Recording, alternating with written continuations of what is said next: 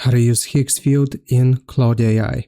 Go to this link, I will leave it as a pinned comment, and first you want to copy this link, mcp.higgsfield.ai/mcp. Once you have this copied, open up Claude AI, click on Customize.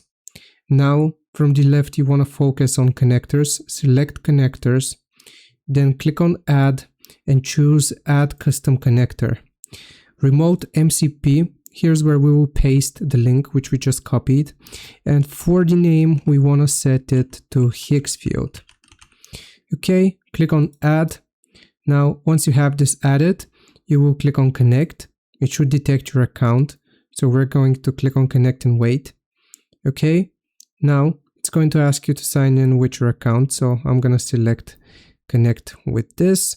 Okay, verify your identity, click on Allow. Now that we have selected Allow, we just need to wait for this to confirm. And just like that, you can see connected to Higgsfield.